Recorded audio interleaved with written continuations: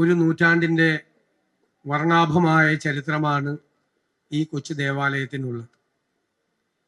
ഈ ഒരു നൂറ്റാണ്ട് കാലം ഇവിടെ വിശ്വാസം ഊട്ടിയുറപ്പിക്കാൻ നേതൃത്വം കൊടുത്ത വികാരിയച്ഛന്മാരെയും പാരിഷ് കൗൺസിലിനെയും എല്ലാം അതിന് നേതൃത്വം കൊടുത്തവരെയെല്ലാം ഞാൻ ഈ അവസരത്തിൽ സ്നേഹത്തോടെ അനുസ്മരിക്കുന്നു.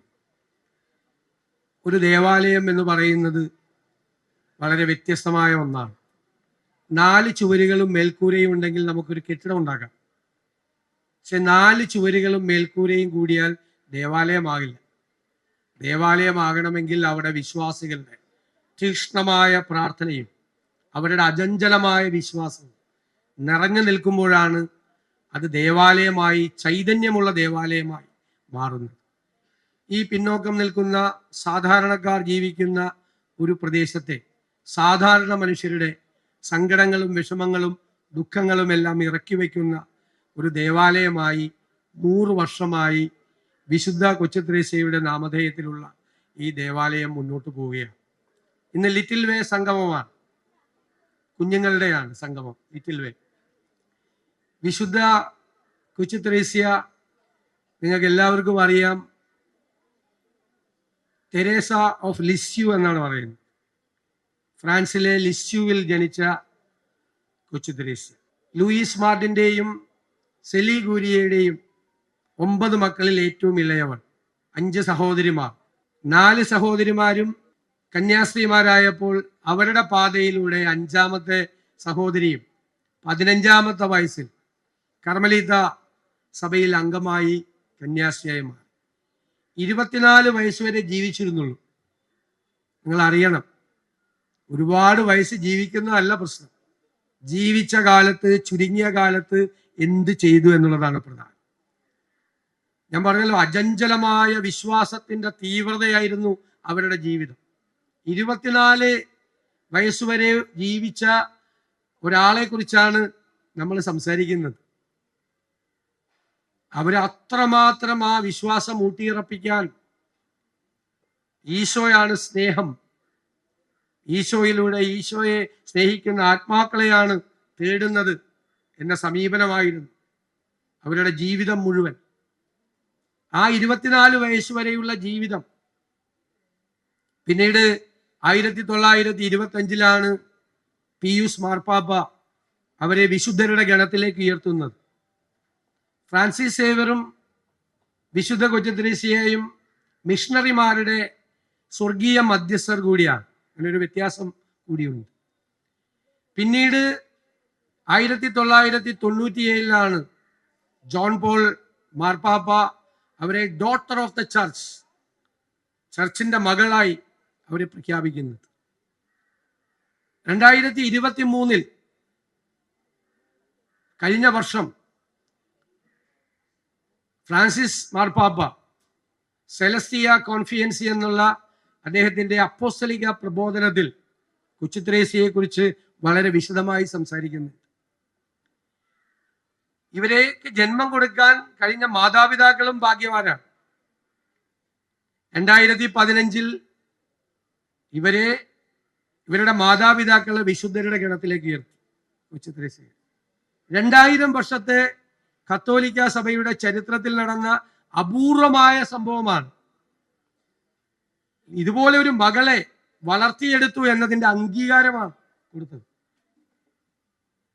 വിശ്വാസത്തിന്റെ തീഷ്ണതയിൽ ഊന്നി നിന്നുള്ള ഒരു ജീവിതം സ്വന്തം മക്കൾക്ക് പകർന്നു കൊടുത്ത് കുടുംബ സ്നേഹത്തിന്റെ, കുടുംബ ബന്ധങ്ങളുടെ, വിശ്വാസത്തിന്റെ അടിത്തറയിൽ നിന്ന് കുടുംബത്തെ പടുത്തുയർത്തിയതിനാണ് വളരെ അപൂർവമായി മാത്രം സംഭവിച്ച ഈ മാതാപിതാക്കളെ കൂടി, ലൂയിസ് മാർട്ടിനെയും സെലി ഗൂരിയെയും കൂടി വിശുദ്ധരുടെ ഗണത്തിലേക്ക് ഉയർത്തിയത്. ഈ അപ്പോസ്തലിക പ്രബോധനത്തിൽ ഫ്രാൻസിസ് മാർപ്പാപ്പ വളരെ വിശദമായി പറയുന്നുണ്ട്, ഹൃദയത്തിൽ മുഴുവൻ പടരുന്ന സ്നേഹാഗ്നിയാണ്. ആ സ്നേഹാഗ്നിയെ സ്പർശിക്കുന്നവരുടെ ആത്മാവും ശുദ്ധീകരിക്കപ്പെടുമെന്നാണ്. നിറയെ സ്നേഹമാണ്, ക്രിസ്തുവാണ് ഏക സ്നേഹം എന്നാണ് അവർ വിശ്വസിച്ചത്. വിശുദ്ധ ത്രേസ്യ വലിയ സന്ദേശമാണ് അവരുടെ ജീവിതത്തിലുള്ളത്. വിശ്വാസത്തിന്റെ, ബന്ധത്തിന്റെ, ഹൃദയബന്ധത്തിന്റെ ആഴമാണ് അതിലൂടെ അളക്കപ്പെടുന്നത്. വലിയ വിശ്വാസമാണ്. മർക്കോസിന്റെ സുവിശേഷത്തിന്റെ 5-ാം അധ്യായത്തിൽ ഒരു കാര്യം പറയുന്നുണ്ട്. രക്തസ്രാവം കൊണ്ട് വിഷമിച്ച ഒരു സ്ത്രീ യേശുവിനെ കുറിച്ച് അറിയുകയാണ്. അവരുടെ മനസ്സിൽ വിശ്വാസം, മനസ്സ് മുഴുവൻ നിറയുകയാണ്. അപ്പോൾ അവർക്ക് തോന്നുകയാണ്, ഞാൻ യേശുവിൻ്റെ വസ്ത്രത്തിലൊന്ന് സ്പർശിച്ചാൽ എൻ്റെ അസുഖം മാറും എന്നൊരു തോന്നലാണ്. പുരുഷാരത്തിന് നടുവിലൂടെ, എപ്പോഴും പുരുഷാരത്തിന് നടുവിലാണ് ക്രിസ്തു, പുരുഷാരത്തിന്റെ നടുവിലൂടെ നടന്നു നീങ്ങുന്ന ക്രിസ്തുവിന്റെ വസ്ത്രത്തിൽ ഇവരൊന്ന് സ്പർശിച്ചു. അത്ഭുതകരമെന്ന വണ്ണം അവരുടെ രോഗം മാറി. പക്ഷെ തൻ്റെ ഉള്ളിൽ നിന്നും ഒരു ശക്തി പുറപ്പെട്ടു എന്ന് ക്രിസ്തു തിരിച്ചറിയുമ്പോൾ ചുറ്റും നിന്നവരോട് ചോദിക്കണം, ആരാണ് എന്നെ സ്പർശിച്ചത്? ആരാണ് എന്നെ സ്പർശിച്ചത്? അപ്പൊ ശിഷ്യന്മാർ ചോദിച്ചു, ഈ ആൾക്കൂട്ടത്തിൽ എല്ലാവരും അങ്ങയെ സ്പർശിക്കുകയല്ലേ, പിന്നെ എങ്ങനെയാണ് ഇങ്ങനെ അങ്ങ് ചോദിക്കുന്നത് എന്ന് ചോദിച്ചു. അതല്ല, എന്നെ ആരോ സ്പർശിച്ചിട്ടുണ്ട്, അല്ലാത്ത സ്പർശമല്ല, അത് വിശ്വാസത്തിലേക്കാണ് സ്പർശിച്ചിരിക്കുന്നത്. അപ്പോൾ ഇവര് മുന്നോട്ട് വന്ന് അവര് മാപ്പ് ചോദിക്കുകയാണ്, അങ്ങയുടെ അനുവാദം ഇല്ലാതെ ഞാൻ സ്പർശിച്ചു എന്ന് പറയും. അപ്പോൾ അദ്ദേഹം അവരെ അനുഗ്രഹിക്കുകയാണ്, നിങ്ങൾ രോഗവിമുക്തയാകും, നിങ്ങളുടെ വിശ്വാസമാണ് ഏറ്റവും വലിയ പ്രധാനം. ഞാനത് ക്രിസ്തു ചെയ്ത ഒരു അത്ഭുത പ്രവൃത്തിയായി കാണുന്നില്ല. മനസ്സിൽ വിശ്വാസത്തിന്റെ തീഷ്ണത നിറയുമ്പോഴാണ് അവർ രോഗവിമുക്തയാകുന്നത്. വസ്ത്രത്തിൽ സ്പർശിച്ചത് കൊണ്ടല്ല, വിശ്വാസത്തിന്റെ തീഷ്ണതയിലേക്ക് അവർക്ക് അവരുടെ ഹൃദയത്തെ, മനസ്സിനെ കൊണ്ടുപോകാൻ പറ്റിയപ്പോഴാണ് അവർ രോഗവിമുക്തയായത്.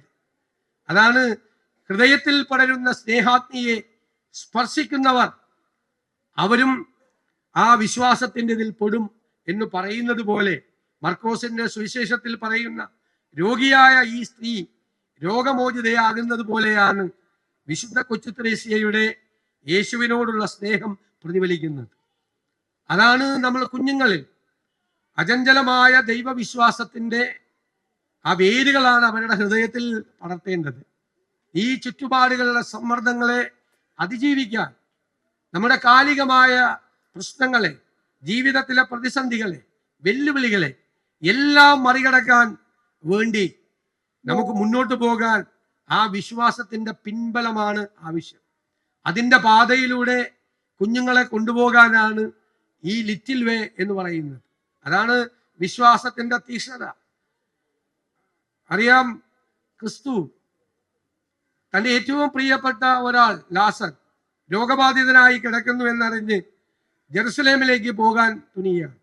അപ്പൊ ശിഷ്യന്മാർ നിരുത്സാഹപ്പെടുത്തുകയാണ്, പോകരുത് പോകരുത്, അവിടെ ചെന്നാൽ അപകടമാണ്, അങ്ങേ അവൻ അപായപ്പെടുത്തും എന്ന് പറയുന്നു. അപ്പോൾ തോമസ് ലീഹയുടെ കൂടെ ഒരു ശിഷ്യൻ, അദ്ദേഹം പറഞ്ഞു, we go with him, we may die with him. അവനോട് കൂടി മരിപ്പാൻ നാം പോവാന്നാണ്. അവന്റെ കൂടെ പോകണം. അവന്റെ കൂടെ പോയാൽ ചിലപ്പോൾ മരിച്ചു പോയേക്കാം, എന്നാലും നമ്മൾ അവന്റെ കൂടെ പോകണം. അതാണ് വിശ്വാസം എന്ന് പറയുന്നത്, ഫെയ്ത്ത്. ആ വിശ്വാസം ദൈവവിശ്വാസികളായ ആളുകൾക്ക് തോൽപ്പിക്കാൻ കഴിയില്ല. അവരാ വിശ്വാസത്തിന്റെ നിറവിലാണ് അവർ ജീവിക്കുന്നത്. അതാണ് ജനങ്ങളുമായി, സാധാരണ മനുഷ്യരോടുള്ള സ്നേഹമായി, അല്ലെ? അത് ആ വിശ്വാസമാണ് സ്നേഹമായി മാറുന്നത്, കാരുണ്യമായി മാറുന്നത്. ക്രിസ്തു എന്ന് പറയുന്നത് സ്നേഹമാണ്, കാരുണ്യമാണ്, വെറുപ്പല്ല, വിദ്വേഷമല്ല. വിശ്വാസിയായ ഒരാൾക്ക് വെറുപ്പിന്റെ വഴിയിലൂടെ യാത്ര ചെയ്യാൻ കഴിയില്ല. വിശ്വാസത്തിന്റെ വഴിയിലൂടെ പോകുമ്പോൾ അത് വിശ്വാസത്തിന്റെ വഴി എന്ന് പറയുന്നത് സ്നേഹത്തിന്റെ വഴിയാണ്. ഈ വിശുദ്ധ കൊച്ചു ത്രേസ്യ തീർത്ഥാടന ദേവാലയത്തിന്റെ ഈ ശതാബ്ദി തിരുനാൾ ആഘോഷവേളയിൽ ഇത് കഴിയുമ്പോൾ എല്ലാവരുടെയും മനസ്സിൽ നിറയേണ്ടത്, ഇത് ജാതിമത ചിന്തകൾക്ക് അപ്പുറമായിട്ടുള്ളൊരു ദേവാലയമാണ്. എല്ലാവരും, അല്ലെ, എല്ലാ മതസ്ഥരായിട്ടുള്ള ആളുകളും വന്ന് പ്രാർത്ഥിക്കുന്ന ഒരു ദേവാലയം കൂടിയാണ്. നമ്മുടെ മതേതരത്വത്തിന്റെ, മനുഷ്യര് തമ്മിലുള്ള അഗാധമായ ഹൃദയബന്ധത്തിന്റെ, സ്നേഹബന്ധത്തിന്റെ കൂടി കേന്ദ്രമായി ഈ തീർത്ഥാടന ദേവാലയം മാറട്ടെ എന്ന് ഞാൻ ആശംസിക്കുന്നു. നിങ്ങളുടെ എല്ലാവരുടെയും അനുവാദത്തോടെ ഈ സെമിനാർ ഉദ്ഘാടനം ചെയ്തതായി അറിയിക്കുന്നു. നന്ദി.